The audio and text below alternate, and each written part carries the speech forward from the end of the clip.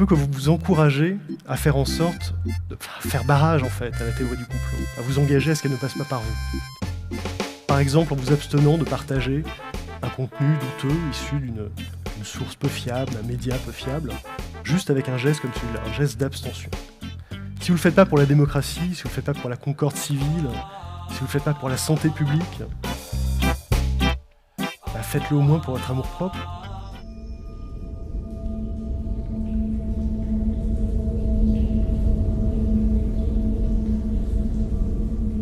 Le monde souterrain, par sa richesse infinie et inviolée, hante l'imagination de l'homme. Ce domaine mystérieux ne se révèle que rarement. La caverne obscure et profonde inspire la terreur et la superstition. Ces bouches de l'enfer, accessibles après un long parcours dans les entrailles de la terre, peuvent servir d'initiation pour en revenir transfigurés.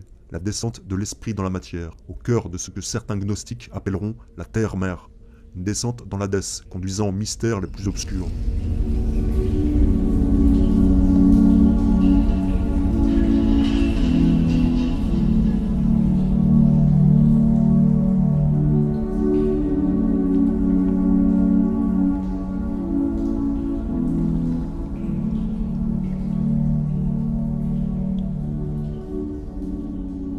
Les sociétés secrètes modernes de type maçonnique sont la descendance des religions antiques dites à mystère. Les archives rapportent que ces cultes à mystère avaient un attrait tout particulier pour le monde souterrain, l'univers obscur des arcanes interdites aux profanes. Nous allons voir que la franc-maçonnerie contemporaine a elle-même une accointance toute particulière pour les cavernes et autres grottes des profondeurs. Voici une série de sites souterrains, cavernes ou mines, accaparés par des loges maçonniques. Ce sont les plus connus, il en existe probablement des centaines, voire des milliers.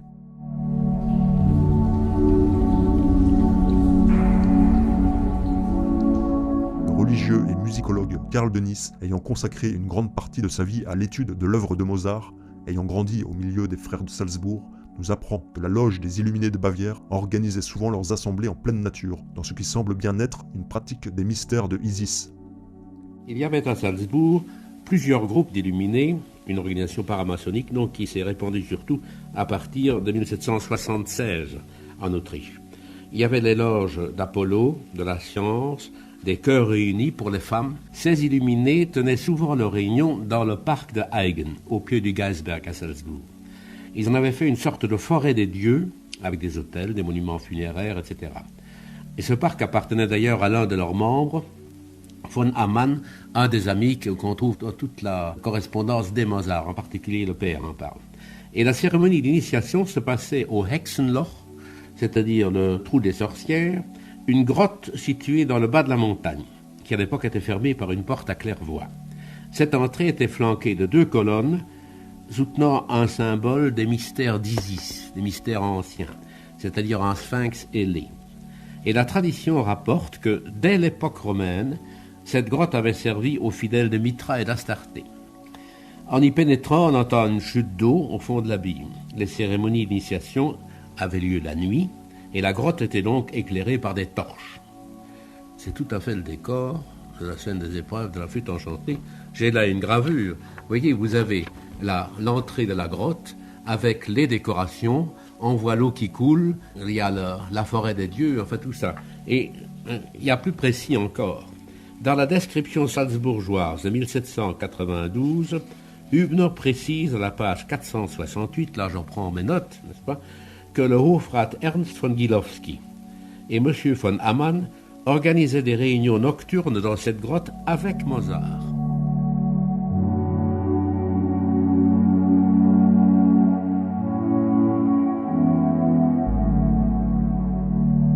Les grottes et les cavernes étaient en effet des lieux propices aux sombres initiations, notamment l'épreuve par les éléments, avec une mort et résurrection symbolique aboutissant à l'illumination. La franc-maçonnerie n'est rien d'autre que le véhicule des mystères égyptiens dans un contexte où on les a oubliés.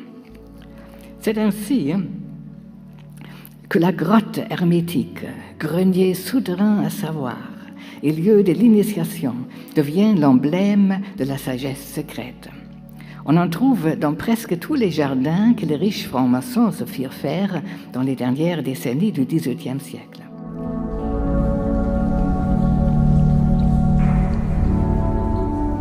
Situé Situé au nord-ouest des États-Unis dans l'Oregon et tenant son nom de la rivière Malheur, ce tunnel de lave appartient à la loge maçonnique Robert Burns, rattachée à la Grande Loge d'Oregon. Depuis des décennies, les maçons organisent des réunions annuelles au plus profond de cette caverne isolée dans le désert. La dernière en date, la 83e, s'est tenue les 27, 28 et 29 août 2021. La première réunion officielle de francs-maçons dans cette caverne a eu lieu le 1er octobre 1938. Depuis, chaque année, des frères viennent des 4 coins du pays pour se terrer dans cette profonde cavité qui, selon la légende amérindienne locale, serait une porte vers le monde souterrain. La seule fonction que l'on puisse alors raisonnablement attribuer à ces installations extrêmement ambitieuses était la création d'un espace soustrait au regard du profane et réservé à la religion ésotérique. La thèse de Warburton se trouva alors définitivement validée par les découvertes de l'archéologie et la mise au jour de l'Égypte souterraine. Cet antagonisme entre religion populaire, publique et garante de la pérennité de l'État, et religion secrète, philosophique, des mystères, s'exprimait en Égypte sous la forme d'une opposition entre architecture visible et architecture souterraine.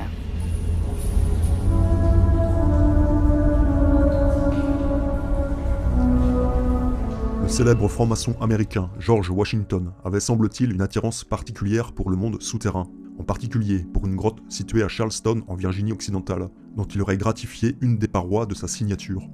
Dans les années 1770, 2 des frères de Washington, ainsi que plusieurs autres frères francs-maçons, ont acheté la parcelle sur laquelle se trouve cette caverne, aujourd'hui connue sous le nom de grotte maçonnique de George Washington. Au fond de cette cavité se trouve une chambre arrière accessible après avoir traversé une piscine d'eau froide de 15 mètres. C'est là que se tenaient les réunions de la loge maçonnique. De nombreux emblèmes et symboles maçonniques sculptés sont encore visibles, ainsi qu'une sorte d'autel. La dernière réunion maçonnique officielle tenue à l'intérieur de cette caverne a eu lieu en 1844. Il n'est pas besoin de décrire plus avant la fascination exercée sur les lecteurs par ce modèle d'une élite littéralement enfouie sous terre avec la tolérance de l'État et même son soutien, quand eux, pour leur part, se voyaient contraints à une forme d'immigration intérieure et devaient mettre en œuvre le projet de lumière à l'abri des loges et des sociétés secrètes. La parallèle entre les sages de l'ancienne Égypte, vénérant sous la terre le dieu des philosophes et travaillant à noblissement des métaux, d'eux-mêmes et de la société des hommes, et les francs-maçons européens mettant en œuvre dans leur loge un projet analogue, semblait si évident que les francs-maçons purent se considérer comme des héritiers de ces prêtres de l'Égypte ancienne.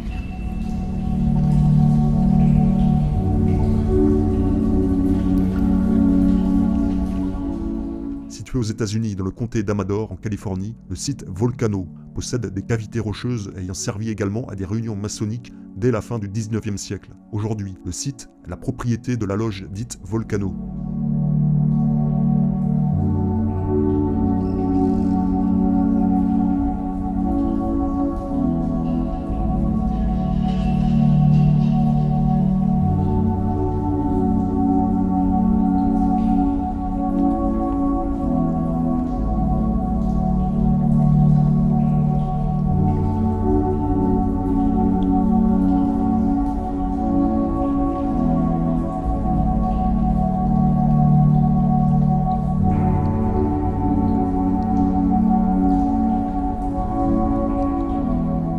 Située aux États-Unis dans l'Arizona, cette ancienne mine de cuivre a été gâtée par une imposante présence maçonnique en 1897. Le journal Leslie Weekly rapporta à l'époque: la 16e réunion de la Grande Loge d'Arizona est unique dans l'histoire moderne de la franc-maçonnerie. Ces rites et cérémonies mystiques se sont déroulés dans un temple d'une grande beauté aux magnifiques dimensions.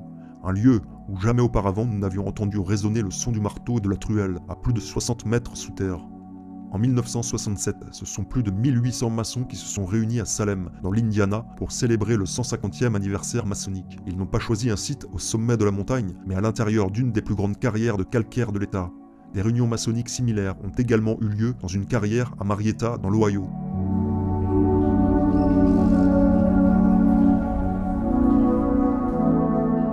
En Angleterre, à Torquay dans le Devon, les francs-maçons de la loge Miles Coverdale ont célébré leur 700e réunion dans une spectaculaire grotte préhistorique appartenant au vénérable maître de cette même loge. Sa famille est la gardienne de la caverne depuis 5 générations, c'est-à-dire depuis 1880.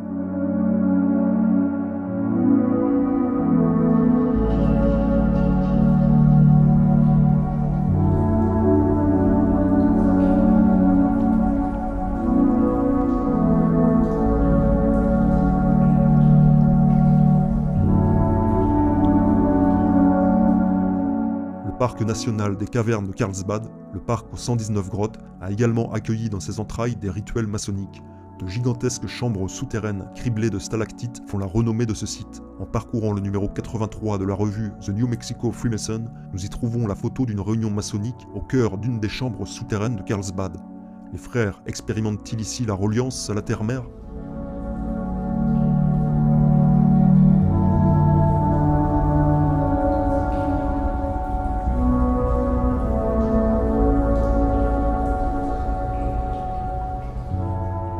Cette vidéo amateur nous montre une expédition dans une grotte de la montagne Lookout en Géorgie aux États-Unis. Selon la femme qui filme, il s'agirait d'une grotte maçonnique. On y voit ce qui semble être des aménagements taillés directement dans la pierre, des marches, des sortes d'autels ainsi que des bancs.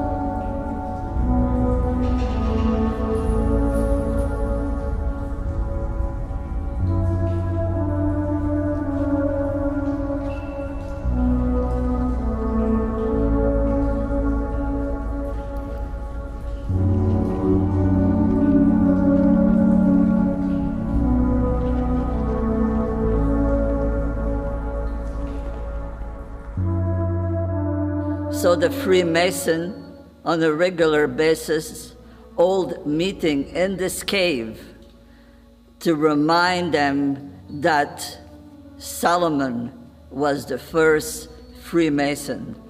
Aussi appelée la mine de Salomon, cette grotte située à Jérusalem a été gâtée par la présence maçonnique dès 1868, lors d'une cérémonie présidée par le grand maître de la Grande Loge du Kentucky, les francs-maçons d'Israël. Ils tiennent donc une réunion annuelle depuis les années 1860.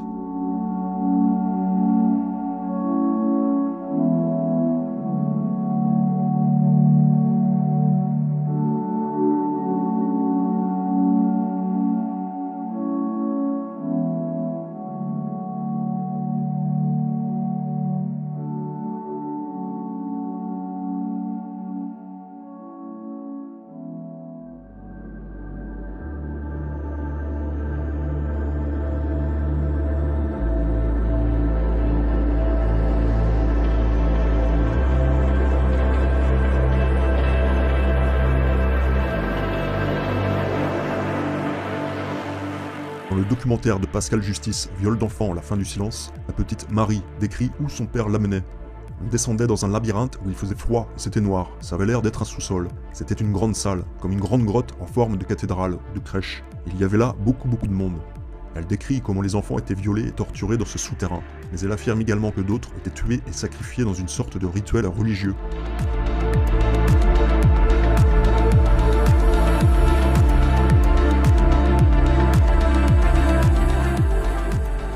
Pour conclure, revenons sur la scène d'introduction montrant une petite fille courant après un papillon monarque qui l'entraîne vers une grotte au milieu de la forêt. Il s'agit du film Hide and Seek, renommé en français Trouble-Jeu, probablement l'un des plus explicites sur le contrôle mental basé sur les traumatismes et le TDI.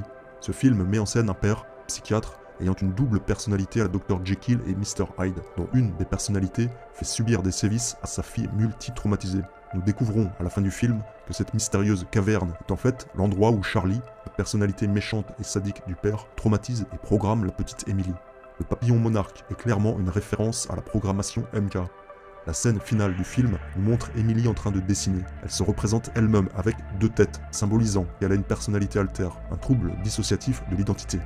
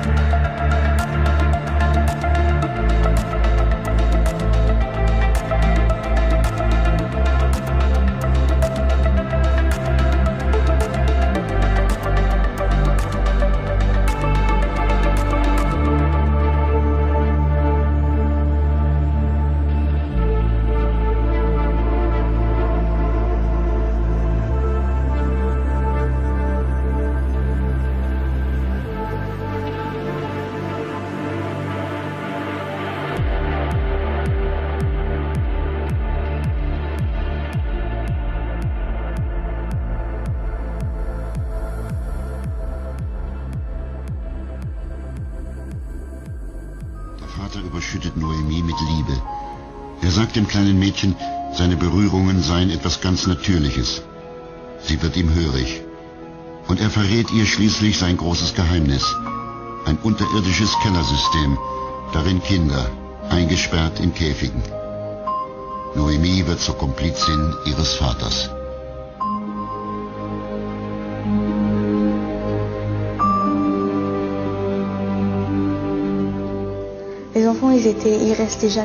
Die Kinder blieben dort unten niemals lange am Leben. Nur solange sie vergewaltigt und gefoltert wurden, und dann hat man sie getötet. Das war's. Die Kinder waren da unten alleine, hätten niemals fliehen können, denn sie waren zu heftig geschlagen worden, zu oft vergewaltigt, voll Drogen gestopft oder tot.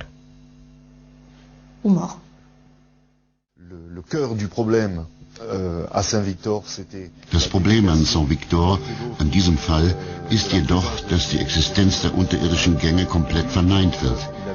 Berthelot machte damals bei der Polizei eine schriftliche Aussage, in der er jedoch die Existenz der Gänge bestätigte. Deshalb sind wir mit ihm noch einmal nach Saint-Victor gefahren, um uns zusammen anzuschauen, was er damals recherchiert hatte. Afin qu'il puisse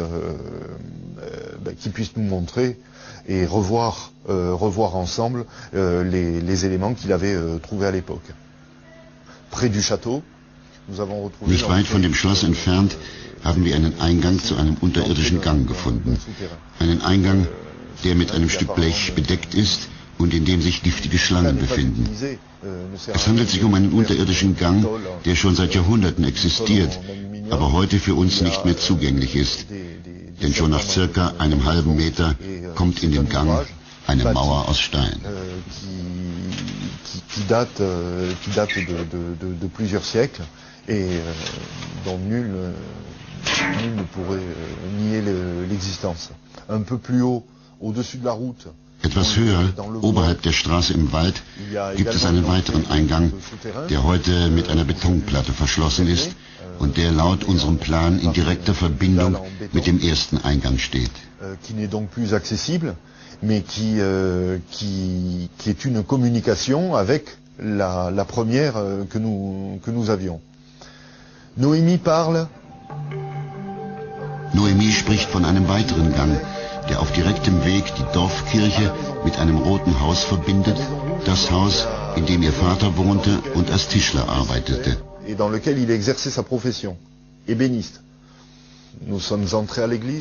Wir sind in die Kirche gegangen und der Eingang, der von den Kindern beschrieben wird, unterhalb des Altars, ist zubetoniert. Man sieht deutlich, dass das erst vor kurzem passiert sein muss.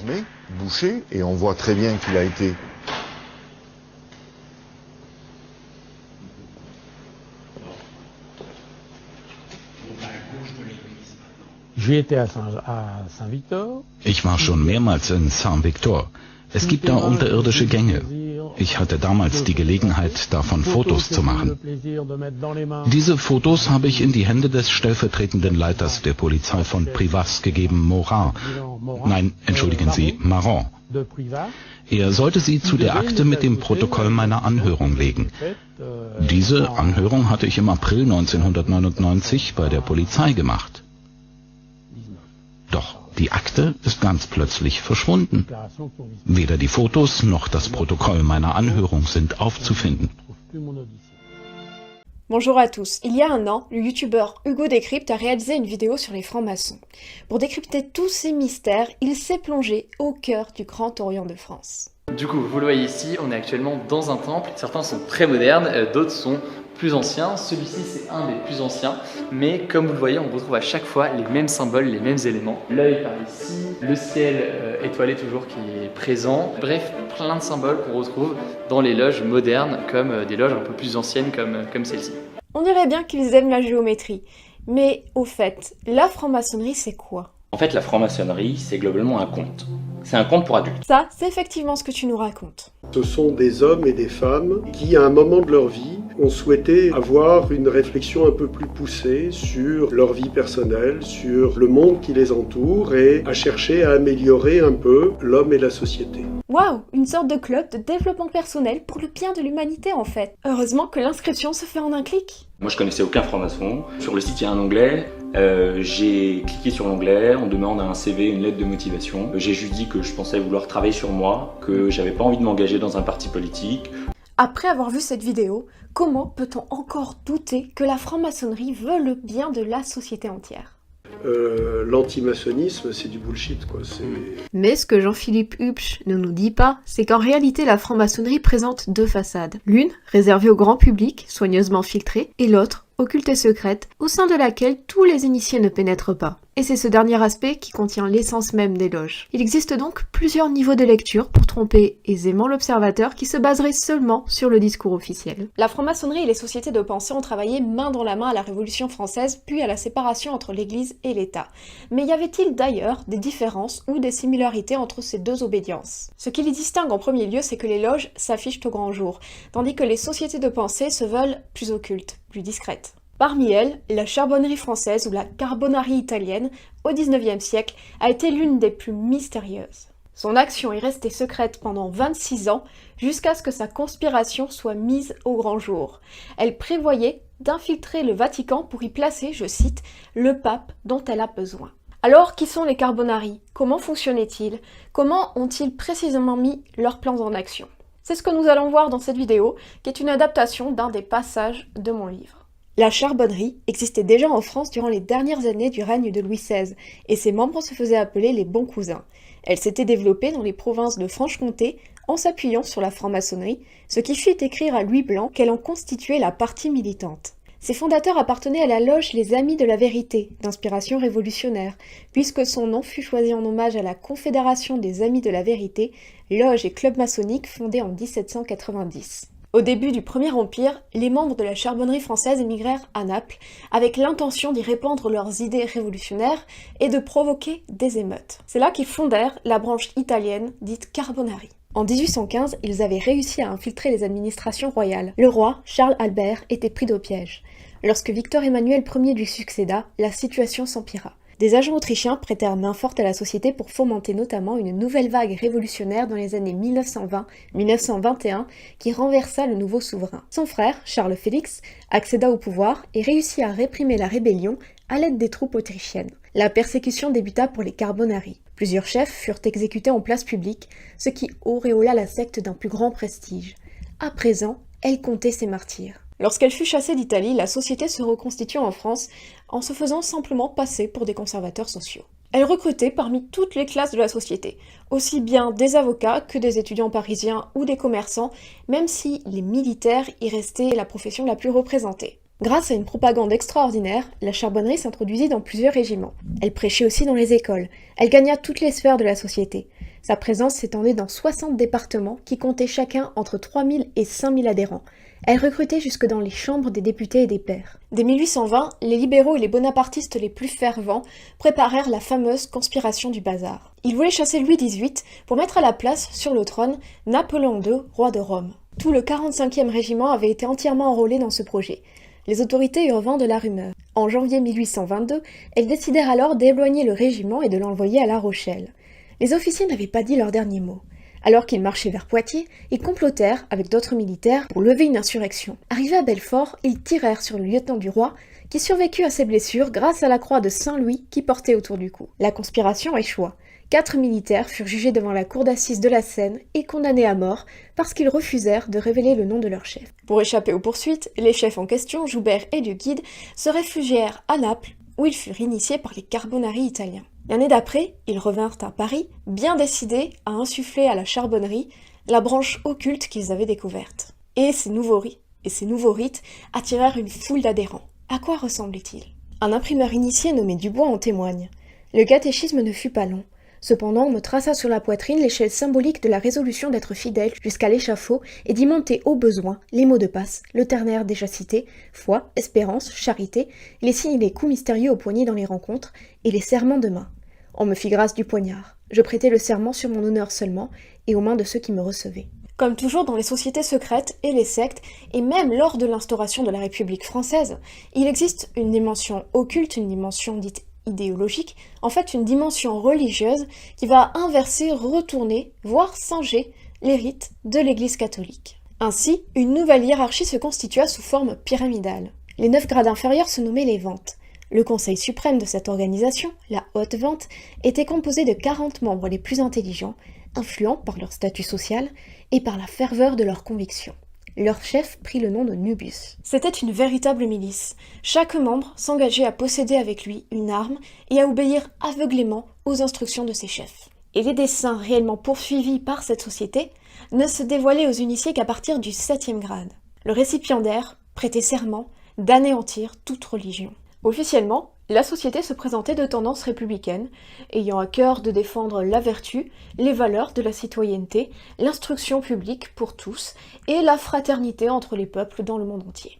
En général, les autres sociétés ou loges se livraient à une propagande anticléricale via la presse. Elles agissaient à découvert pour influencer l'opinion publique. La Charbonnerie fut pire. Pour établir son idéal républicain, en finir avec la dynastie des Bourbons, elle comprit qu'il fallait s'attaquer à la tête, à la papauté, garante du joug de Dieu sur terre. Pour ce faire, elle employa donc des moyens d'action encore plus pernicieux. Son dessein était de s'infiltrer dans l'Église catholique, et pour ça, il fallait d'abord corrompre les prêtres, les curés, et puis les évêques, aux idées libérales, corrompre aussi le peuple, pour qu'ainsi ces ecclésiastiques forment un collège qui élierait forcément un pape ayant des idées libérales. Encore une fois, ça vous rappelle quelque chose ? Si la Charbonnerie voyait le résultat aujourd'hui, il penserait sans doute que Vatican II a dépassé toutes leurs espérances. Consigné dans un document du comité directeur, daté du 20 octobre 1821, une stratégie fut déterminée dans plusieurs pays d'Europe pour la lutte maintenant engagée contre le despotisme sacerdotal ou monarchique et le principe de liberté. Ce que nous devons demander, ce que nous devons chercher et attendre, comme les Juifs attendaient le Messie, c'est un pape selon nos besoins. Pour nous assurer un pape dans les proportions exigées, il s'agit d'abord de lui façonner, à ce pape, une génération digne du règne que nous rêvons. Cette réputation donnera accès à nos doctrines au sein du jeune clergé comme au fond des couvents. Dans quelques années, ce jeune clergé aura, par la force des choses, envahi toutes les fonctions. Il sera appelé à choisir le pontife qui devra régner, et ce pontife, comme la plupart de ses contemporains, sera nécessairement plus ou moins imbu des principes italiens et humanitaires que nous allons commencer à mettre en circulation. Que le clergé marche sous votre étendard en croyant toujours marcher sous la bannière des clés apostoliques. Ce plan machiavélique et diabolique fut ainsi mis en œuvre de 1820 à 1846 où il fut découvert, soit pendant 26 ans. Pour ce faire, ils entreprirent d'abord de saper la réputation de tous les nouveaux prêtres affectés à des diocèses provinciaux, afin que la population se méfie d'eux et s'éloigne, bien entendu, de l'Église. Dans un journal d'une page intitulé La Semaine de France, dont je n'ai trouvé aucune image sur Google, il publiait par exemple, chaque semaine, des anecdotes où les prêtres auraient commis des vols, des crimes, des attouchements sur des personnes, afin d'exciter le sentiment antireligieux et anticlérical dans la population.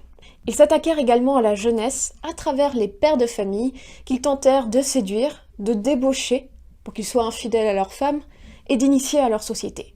Une autre tactique consistait au contraire à jouer sur l'orgueil et la vanité des nouveaux prêtres ordonnés. Comme ça, en leur donnant confiance en eux, ils arrivaient à avoir une influence, une emprise sur eux. La fin de la lettre s'achevait ainsi. C'est la corruption en masse que nous avons entrepris, la corruption du peuple par le clergé et la corruption du clergé par nous-mêmes, la corruption qui doit nous permettre un jour de placer l'Église dans sa tombe. Heureusement, les papes n'étaient pas dupes de ces hypocrisies, ils restaient très bien informés de ce qui se passait réellement. Dès le 13 septembre 1821, Pie VII avait condamné la Charbonnerie dans sa lettre encyclique Ecclesiam a Jesu Christo. Dans son encyclique sur les francs-maçons du 13 mars 1826, Léon XIII s'alarmait contre l'influence grandissante des Carbonari. Elle a établi son siège dans plusieurs universités, où des jeunes gens, au lieu d'être instruits, sont pervertis par quelques maîtres, initiés à des mystères qu'on pourrait appeler des mystères d'iniquité, et formés à tous les crimes. Alors comment ces tristes desseins furent-ils révélés, en dépit du secret qui les enveloppait ? Ces missives décrivant les instructions données aux 40 étaient tombées entre les mains de Grégoire XVI. Le pape écrivit à l'historien Jacques Crétinau-Joly et lui donna pour mission d'éclairer l'opinion en rédigeant l'histoire des sociétés secrètes et leurs conséquences. En plus de ses propres recherches, les documents et les archives conservées par le Vatican qui ont été transmises à l'historien ont été publiés finalement dans 2 de ses ouvrages.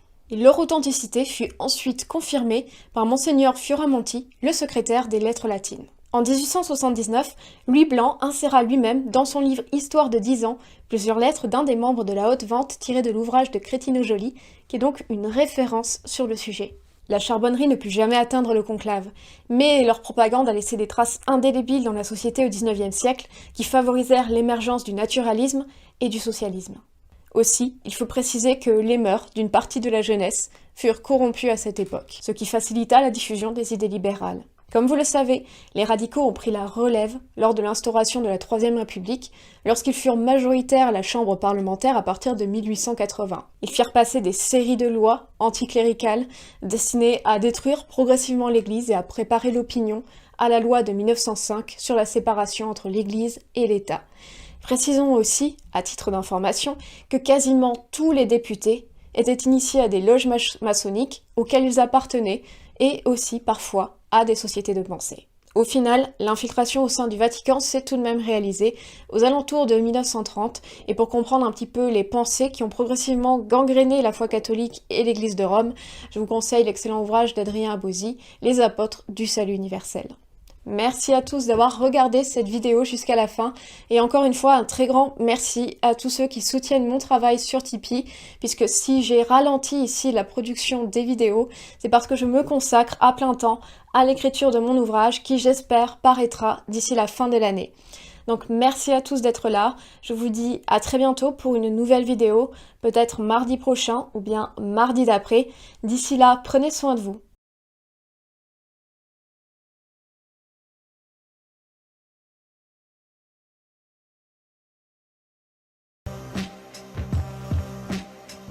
Et on retrouve tout de suite en direct de nos locaux à Paris le grand maître du Grand Orient de France, Guy Arcizet. Bonsoir. Bonsoir. Alors quasiment toutes les personnes mises en examen dans l'affaire du Carlton seraient membres de la franc-maçonnerie. Alors comment expliquez-vous que le Grand Orient de France se retrouve au cœur de cette affaire? Je l'explique pas.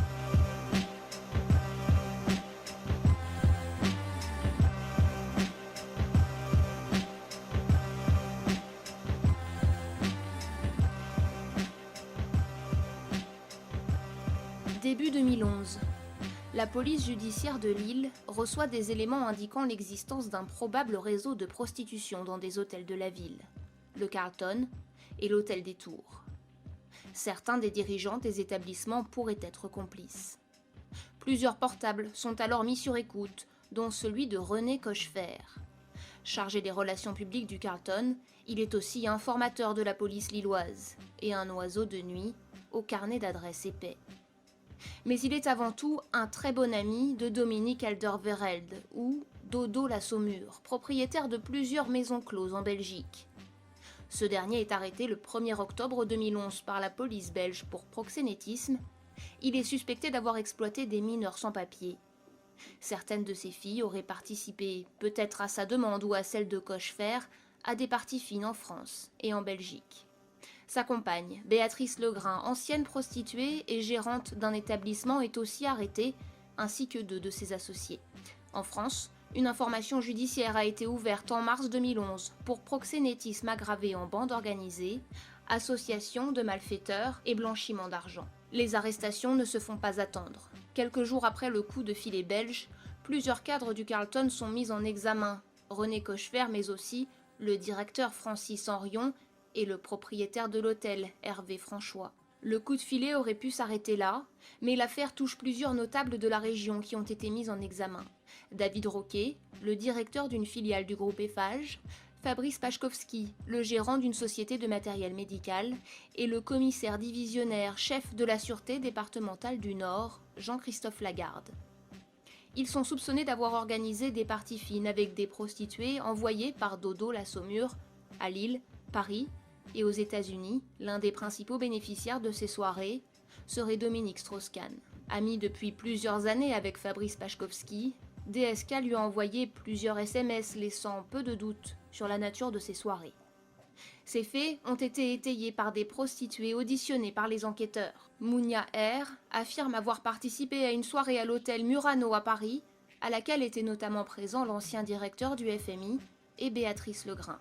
Elle aurait été introduite dans le cercle du Carlton par Emmanuel Rigler, un ténor du barreau lillois, mis en examen le 12 octobre 2011. Une autre prostituée des bars belges, Jade, confirme l'existence du réseau. Elle explique avoir passé la frontière à plusieurs reprises pour participer à des relations tarifées avec les gérants du Carlton dans un appartement proche de l'hôtel. Elle faisait aussi partie d'un voyage à Washington, en compagnie de Lagarde et Paszkowski, et y aurait rencontré DSK, avec qui elle aurait eu des relations sexuelles. 3 autres voyages outre-Atlantique ont été dénombrés, dont un qui se serait déroulé la veille de l'arrestation du directeur du FMI au Sofitel. Ils ont été en partie financés sur facture par la filiale d'Eiffage. Si David Roquet assure que sa hiérarchie était au courant, la direction du groupe de BTP affirme le contraire. L'autre partie était financée par Paszkowski. Son ex-femme, Virginie Dufour, elle aussi mise en examen, se serait chargée de la logistique. En mars 2012, c'est au tour de DSK d'être mise en examen. Les magistrats ont finalement retenu le délit de proxénétisme aggravé en réunion, jugé au tribunal correctionnel, et non plus en bande organisée, qui est un crime jugé en cour d'assises. Au même moment, l'ancien directeur du FMI est visé par une procédure judiciaire dans le cadre de l'affaire dite du Sofitel de New York. Les poursuites engagées par Nafissatou Diallo pour agression sexuelle, tentative de viol et de séquestration sont abandonnées par la femme de chambre quelques mois plus tard, après un accord à l'amiable.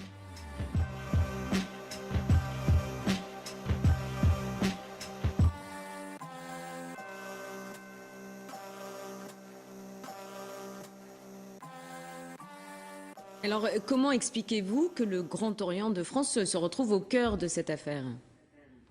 Je l'explique pas. Et René parle beaucoup, avec des notables, des frères francs-maçons et même des policiers qui savent très bien ce qu'il fait. Comme quasi tous les protagonistes du dossier, le policier est un membre de la franc-maçonnerie lilloise. Une situation qui ne surprend pas le syndicat Alliance.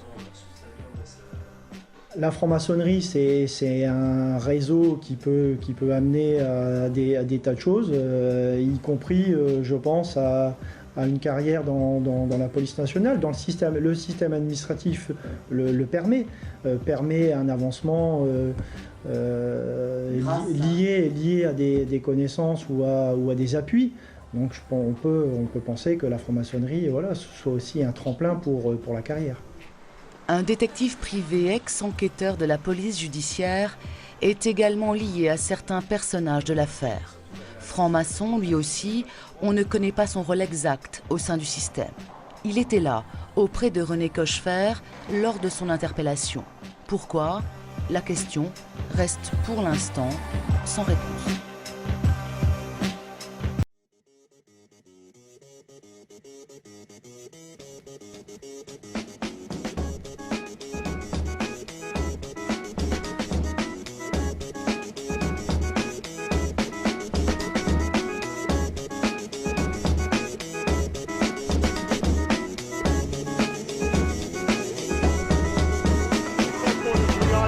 Right now, it is falling. There it is. Let's go. Breaking news here on News 4. We were right here. They have taken down the Confederate statue. Albert Pike here. Come over here, Brooks. Let me move out of the way. This is history in the District of Columbia. You can see they are now standing on top of the Albert Pike statue. This is a Confederate officer.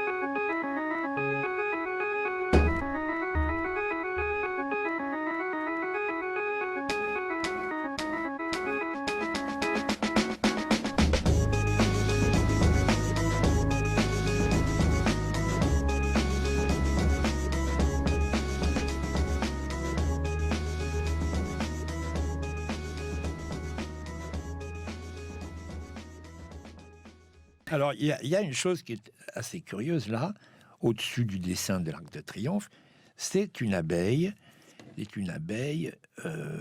jaune et noire. Alors ça, c'est quoi cette abeille?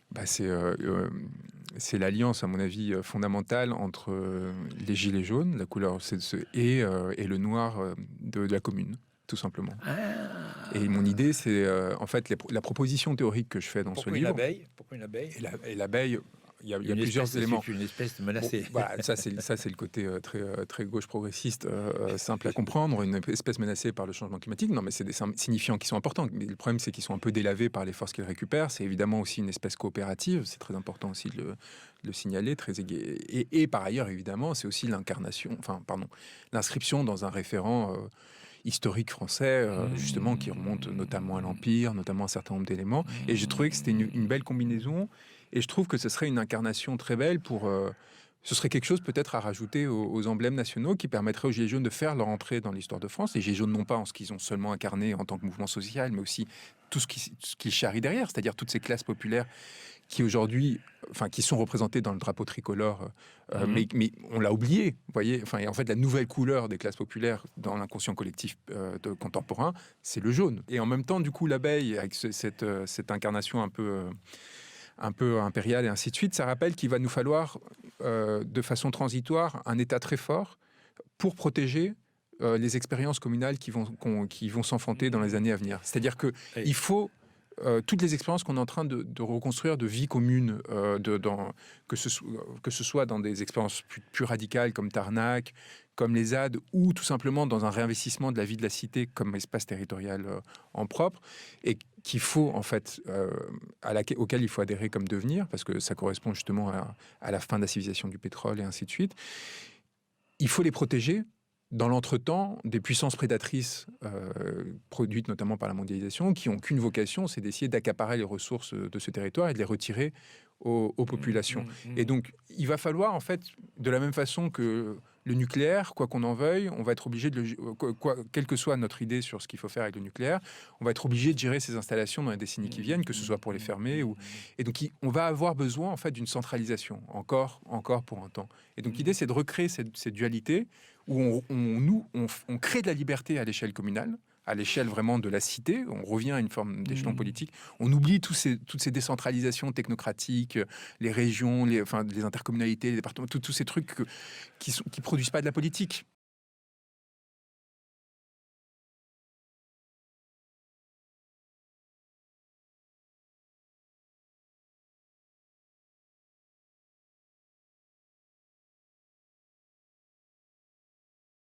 Pendant toute sa carrière, l'abbé Vigano a été parfaitement intégré à la hiérarchie conciliaire. Mais les choses vont changer dans son esprit. Pourquoi ?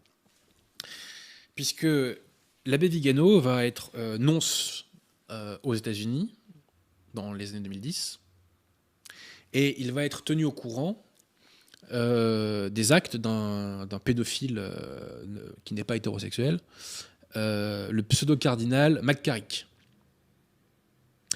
Et en 2013, Vigano va informer Bergoglio du cas McCarrick et lui évoquer donc qu'il avait commis des abus sexuels sur un certain nombre de séminaristes.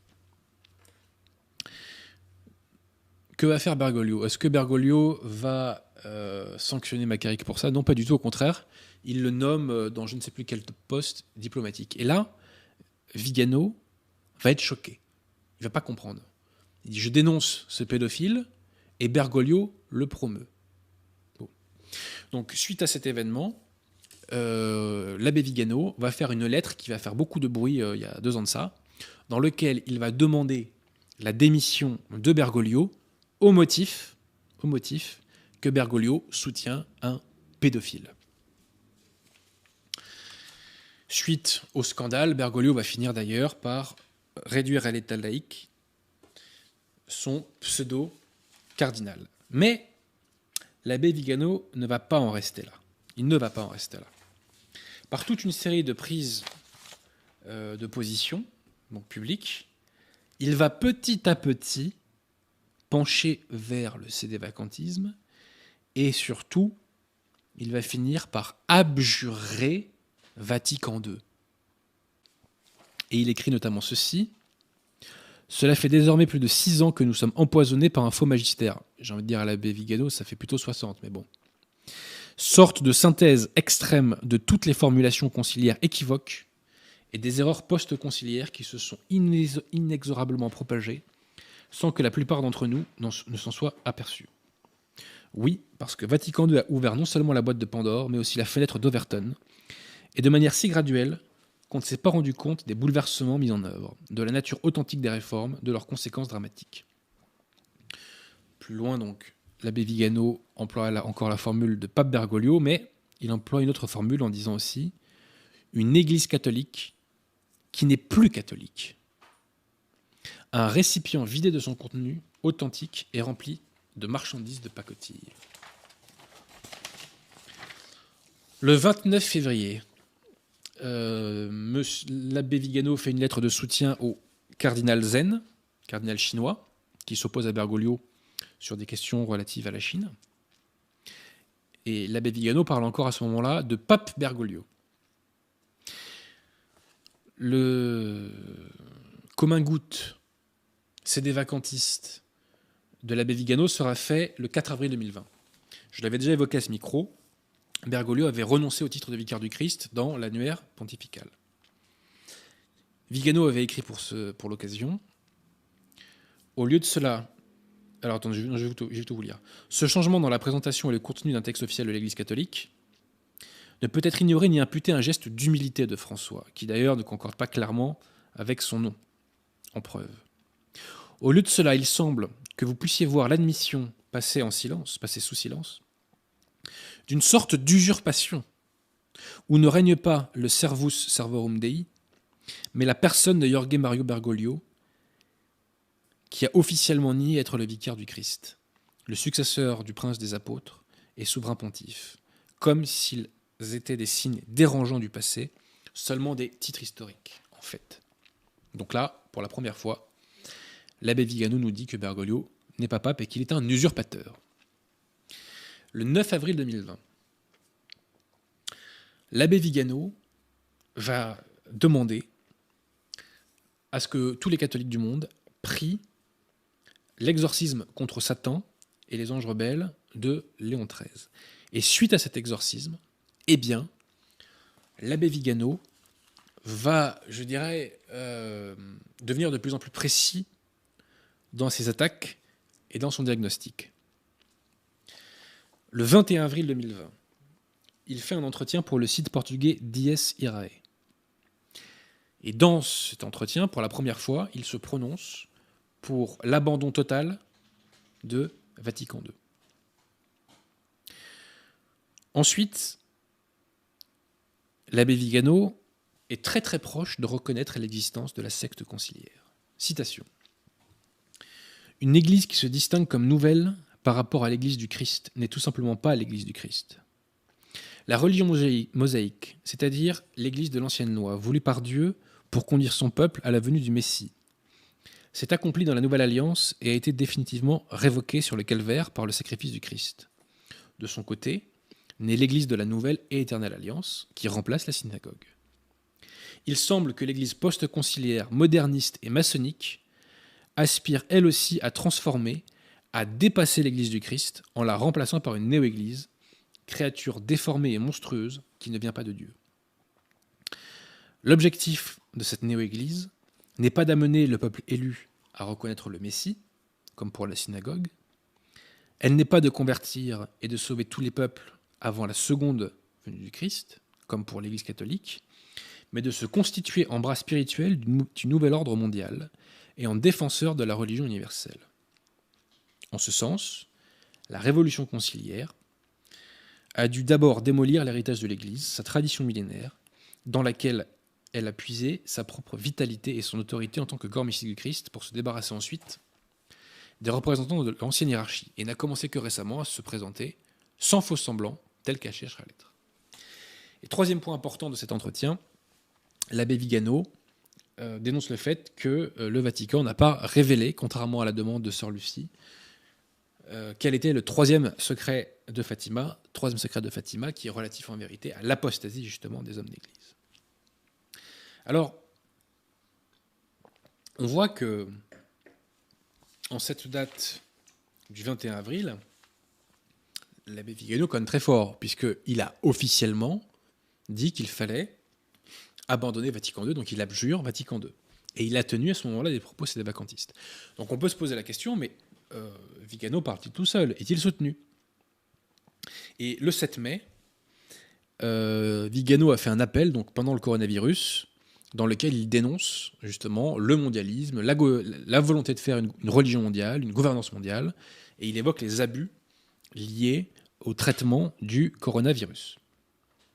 Et ce qui est très intéressant, c'est que ce texte de Vigano est co-signé par plusieurs hiérarques de la secte conciliaire. Le cardinal, entre guillemets, Müller, le cardinal, entre guillemets, Zen, et un certain nombre d'évêques. Entre guillemets, évêques. Hein. Donc on voit que Vigano, malgré le fait qu'il tient des propos sédévacantistes et qu'il est abjuré à Vatican II, est soutenu par des hiérarques. Donc Vigano n'est pas seul, il a des soutiens importants. Le 29 mai, une correspondance privée entre Vigano et une sœur conciliaire est publiée. La sœur écrit notamment ceci.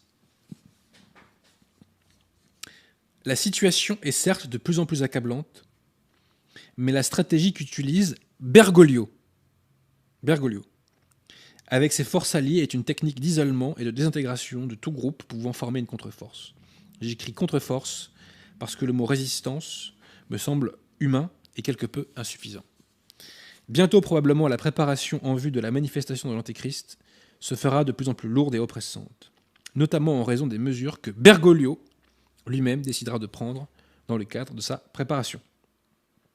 L'objectif, évidemment, est d'éliminer les fortes têtes, les subversifs qui entravent les desseins d'un plan bien établi, qui n'attend rien d'autre que d'être pleinement mis en œuvre. La préoccupation que j'ai communiquée à notre père spirituel est le fait qu'il n'existe pas de contre-organisation, même au sein, entre guillemets, de la vraie Église. Que voulait-elle dire par la vraie Église? Comme une sorte de possible Église clandestine, capable d'avancer de manière coordonnée, pour autant que ce soit possible. Les prochaines étapes serviront en effet à bloquer toute rébellion, ce qui sera possible précisément grâce à cette stratégie d'isolement et de blocage de l'action. Donc on voit que cette sœur est sédévacantiste également, puisqu'elle l'appelle Bergoglio et évoque qu'il y a une vraie église, qu'elle oppose donc à une fausse. Réponse de l'abbé Vigano. On prépare une religion mondiale, unique, sans dogme, sans morale, telle que le veut la franc-maçonnerie. Il est clair que Bergoglio et ceux qui sont derrière lui et le soutiennent aspirent à la présidence de cette parodie infernale de l'Église du Christ. C'est ainsi qu'ont été découverts à leur côté ceux qui se prêtent comme une branche religieuse d'un néopaganisme qui se définit comme une espèce de green apostasy. Je crois que le point essentiel pour mener efficacement une bataille spirituelle, doctrinale et morale contre les ennemis du Christ est la certitude que la crise actuelle est la métastase du cancer conciliaire. Faute d'avoir compris la relation de cause à effet entre Vatican II et ses conséquences logiques et nécessaires au cours des 60 dernières années, il ne restera possible de rétablir la barre de l'Église dans la direction du cap fixé par le divin timonier et maintenu pendant 2000 ans. Retenez bien ce qui va arriver là.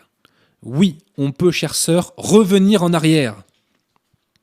On peut faire en sorte que le bien qui nous a été frauduleusement enlevé nous soit rendu. Mais seulement dans la cohérence de la doctrine, sans compromis, sans rien céder, sans opportunisme. Je répète, dans la cohérence de la doctrine, sans compromis, sans rien céder, sans opportunisme. On peut revenir en arrière. L'abbé Vigano reprend Schneider pour lui dire « Non, il ne faut pas amender Vatican II comme vous le demandez. Il faut l'abjurer complètement. » Donc je poursuis. Citation de l'abbé Vigano, qui parlera de matrice hérétique au sujet de Vatican II. Jamais Monseigneur Lefebvre et la fraternité n'ont parlé comme ça.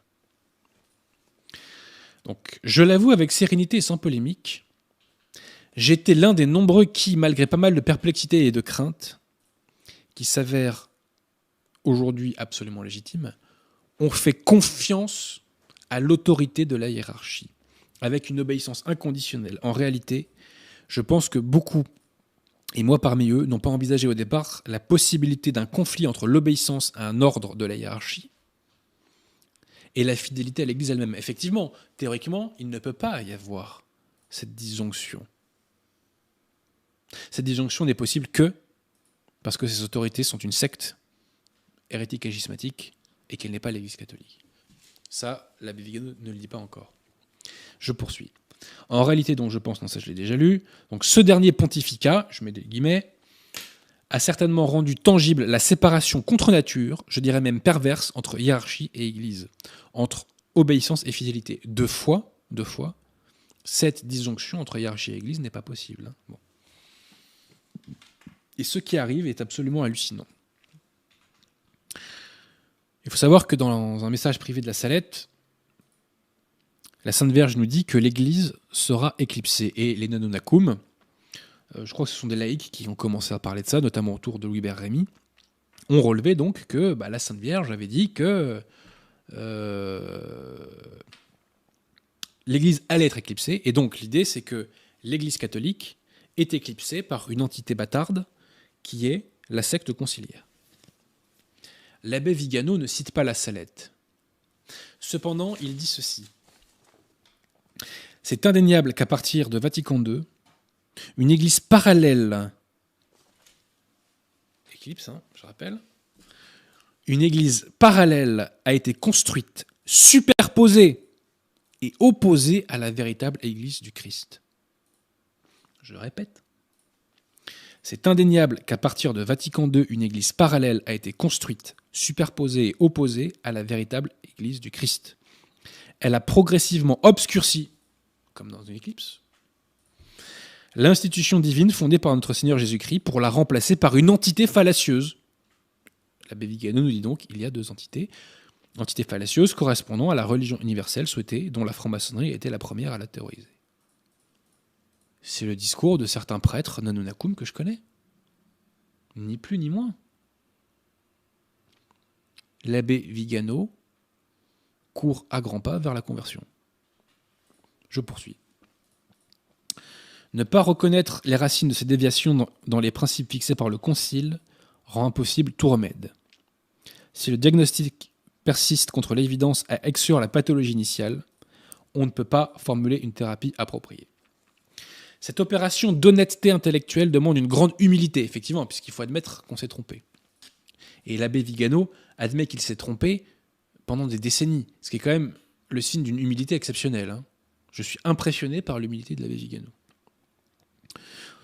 Donc tout d'abord en reconnaissant que pendant des décennies, en bonne foi, les gens ont été induits en erreur. Je répète, en reconnaissant que pendant des décennies, en bonne foi, les gens ont été induits en erreur. Par des gens qui, établis en autorité, n'ont pas pu surveiller et garder, moi je pense qu'ils ne l'ont pas voulu, monsieur l'abbé Vigano, mais bon, n'ont pas pu surveiller et garder le troupeau du Christ. Certains pour vivre en tranquillité, certains pour trop d'engagement, certains pour des raisons de commodité, certains pour mauvaise foi et même pour intention malveillante. Ces derniers qui ont trahi l'Église doivent être identifiés, repris, invités à s'amender. S'ils ne se repentent pas, expulsés de l'enceinte sacrée. Alors, je suis d'accord avec vous, monsieur l'abbé Vigano, mais il faut commencer par Benoît XVI. Bon. C'est la façon d'agir d'un vrai berger qui se soucie de la santé des brebis et qui donne sa vie pour elles. Nous avons encore trop de mercenaires pour lesquels le consentement des ennemis du Christ est plus important que la fidélité à son épouse. Et là, c'est puissant. Ici, comme honnêtement et sereinement j'ai obéi il y a 60 ans à des ordres douteux, en croyant qu'ils représentaient la voix aimante de l'Église, ainsi aujourd'hui, avec une sérénité et une honnêteté égales, je reconnais que j'ai été trompé. Moi, ça m'arracherait presque une petite larme, vous voyez. Et je répète, parce que M. Thierry-Marin insiste pour ça. Ici, comme honnêtement et sereinement j'ai obéi il y a 60 ans à des ordres douteux, en croyant qu'ils représentaient la voix aimante de l'Église, ainsi aujourd'hui, avec une sérénité et une honnêteté égales, je reconnais que j'ai été trompé. Être cohérent aujourd'hui en persévérant dans l'erreur représenterait un choix malheureux et me rendrait complice de cette fraude. Revendiquer une clarté de jugement dès le début ne serait pas honnête. Nous savions tous que le Concile représentait plus ou moins une révolution. Mais nous ne pouvions pas imaginer qu'elle se révélerait si dévastatrice, même pour le travail de ceux qui auraient dû l'empêcher. Et si jusqu'à Benoît XVI, on pouvait encore imaginer que le coup d'État de Vatican II, que le cardinal Suenens, appelé 1789 de l'Église, avait connu un ralentissement. Ces dernières années, même les plus naïfs parmi nous ont compris ce silence, car la peur de susciter un schisme, la tentative d'ajuster les documents pontificaux dans un sens catholique pour remédier à l'ambiguïté voulue, les appels et les doutes à François restés de façon éloquente sans réponse sont une confirmation de la situation d'apostasie très grave à laquelle sont exposés les chefs de la hiérarchie. La situation d'apostasie très grave à laquelle sont exposés les chefs de la hiérarchie. Tandis que le peuple chrétien et le clergé se sentent désespérément éloignés et considérés presque avec contrariété par l'épiscopat, je mets des guillemets. Et ben moi, ça m'a mis une claque, cette lettre de l'abbé Vigano. Et là, je ne vous ai pas tout cité parce qu'il reprend un certain nombre de textes de Vatican II et nous explique dans quelle mesure ils sont à l'origine des mots qui nous frappent. J'invite vraiment les gens à aller lire cette lettre. Je crois qu'on la trouve sur le site de Jeanne Smith. Et de toute façon, en quelques clics, vous trouvez ça sur Google. Dieu merci. Donc, l'abbé Vigano est en train de se convertir au catholicisme. On va la faire simple. Et c'est la beauté d'une conversion. C'est la beauté des grâces. Alors certains diront, mais il a mangé de la religion de la secte conciliaire pendant des décennies. Et alors ? Les abbés Lehmann ont mangé du talmudisme pendant près de 20 ans. Clovis a mangé de la religion païenne pendant X décennies. Saint Augustin a mangé je ne sais plus quelle hérésie de l'époque pendant X années. Et Saint Paul avait mangé du pharisaïsme, hein, faut pas l'oublier ça non plus. Ça ne les a pas empêchés les uns et les autres de devenir des catholiques en béton armé, des champions de la foi catholique. Bon. Donc le fait que M. Vigano se convertisse n'est gage de rien d'un point de vue négatif. Et au contraire, je trouve ça absolument admirable qu'il fasse preuve de cette lucidité, de cette humilité, de dire pendant des décennies je me suis trompé. C'est absolument exceptionnel.